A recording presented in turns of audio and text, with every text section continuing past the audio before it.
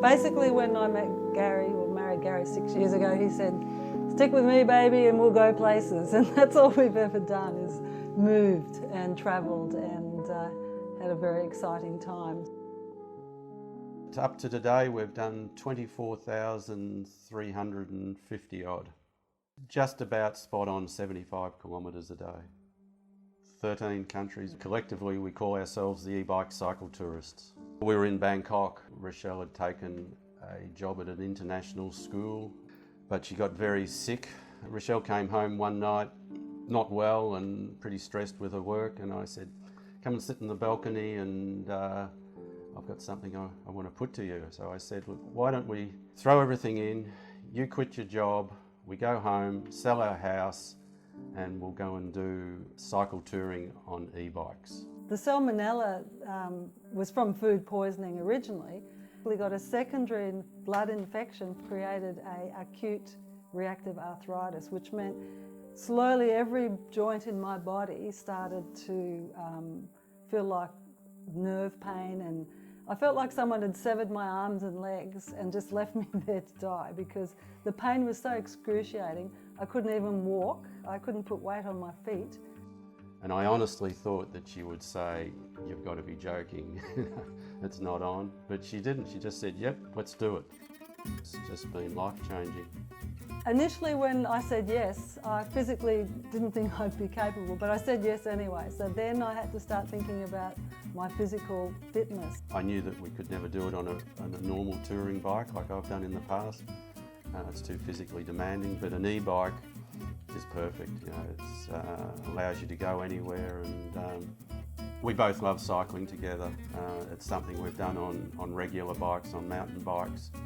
But it was just amazing once I started to feel fitter just from the bit of cycling I did. And 4 months later, during the trip, I was actually, getting stronger every day just by cycling. So there was no more painkillers, it was just exercise. So we genuinely believe cycling, and e-bike cycling in particular, is the elixir of life. Being a journalist, I'm a keen researcher. I've always prided myself on my research. And I researched, I think, every e-bike model, and all roads in the end led to high bike. Well, we always start in eco because we don't know how long the battery's going to last or what terrain is around the corner. And then by lunchtime, when we see how far we've got, then we look at the maps and decide where our goal might be. And then if it's a short distance, then we change batteries and we take it a bit easier and put it into sport or turbo. Yeah, or tour. Our life has changed in a way that we're a lot freer. We don't miss any of our possessions that we put in the container. It's like we have a very simple life, and it's very easy going. Knowing where to charge the batteries we thought would be an issue, but it hasn't been, has it? No, not at all. So, our biggest ongoing problem is getting lost. Times we say we spend our life lost. When you're lost, you stop and talk to people, you meet people, they help you, and it's all part of the experience. We've met some amazing people along the way, so generous. The biggest surprise of the trip, or the most enjoyable part of the trip, has been the people that we've met. The biggest lesson we've learned is when things go wrong, don't panic. Every time, without fail, things worked out.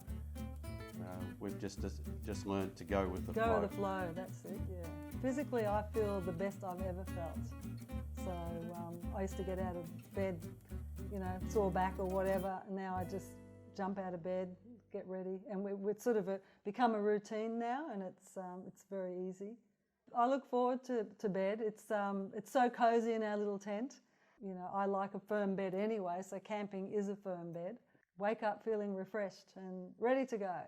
I'm quite glad we've got e-bikes, because that way we need power, so we need civilization at the same time.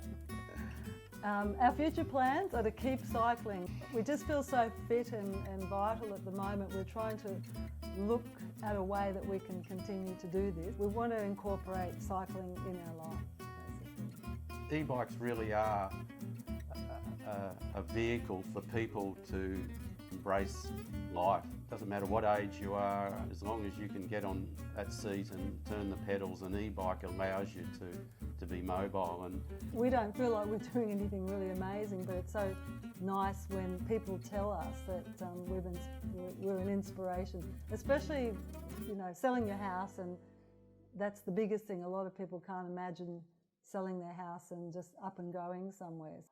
The e-bikes we're riding are pedal assist, the high bike trekking, Xduro bikes. So if you don't pedal, nothing happens. Many times we've had people who have been interested in what we're doing, and we say, have you ridden an e-bike? No, never ridden a bike. Do you want to go? Oh yeah, okay. They get on the bike, they go 100 metres, come back, and the smile on their face is just amazing. Yeah. You know, that e-bike smile is just infectious. And if we hadn't discovered e-bikes, there's no way I would have been interested in a long distance cycle tour. You can go for a few days, a week, years. You can go, yeah, it is doable, the technology's there, and it's an amazing way to travel.